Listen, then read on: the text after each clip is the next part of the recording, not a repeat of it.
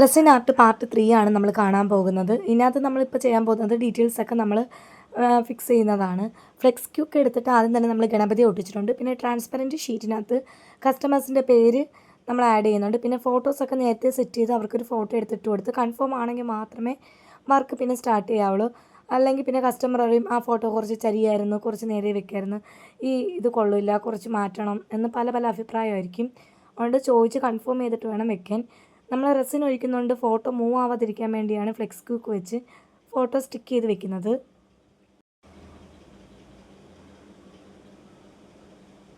അതിനുശേഷം വെഡ്ഡിങ് ഡേറ്റും കൂടെ താഴെ നമ്മൾ ആഡ് ചെയ്തിട്ടുണ്ട്. പിന്നെ കുറച്ച് റെസിൻ മിക്സ് ചെയ്തിട്ട് അതിനകത്ത് നമ്മൾ താലി ചരട് ഡിപ്പ് ചെയ്തിട്ട് അത് നല്ല രീതിയിൽ അതിൽ നിന്ന് ആ ഒരു റെസിൻ പോകുന്ന രീതിയിലൊക്കെ എടുത്തിട്ട് കസ്റ്റമറിന് ഇഷ്ടപ്പെട്ട രീതിയിൽ നമ്മൾ താലിച്ചരട് ആഡ് ചെയ്തതിന് ശേഷം പിന്നെ നമ്മൾ ചെയ്യുന്നതെന്ന് പറഞ്ഞാൽ തുളസിമാല എടുത്തിട്ട് റെസിനകത്ത് കുറച്ച് ഒഴിച്ചിട്ട് അത് നമ്മൾ നല്ല രീതിയിൽ അറേഞ്ച് ചെയ്ത് വെക്കണം.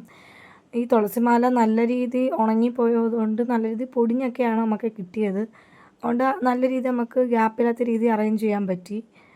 നല്ല ഗ്യാപ്പില്ലാത്ത രീതിയിൽ 2 വരമാലയിൽ നിന്നും തുളസിമാല നമ്മൾ കളക്ട് ചെയ്ത് ആഡ് ചെയ്തിട്ടുണ്ട്. പിന്നെ കുറച്ച് ഭംഗിക്ക് വേണ്ടി ഗോൾഡൻ കളർ ഗ്ലിറ്റർ നമ്മൾ ചുറ്റും ഇങ്ങനെ ആഡ് ചെയ്യുന്നുണ്ട്. പിന്നെ വരമാലയിനകത്ത് ആഡ് ചെയ്യുന്നുണ്ട്.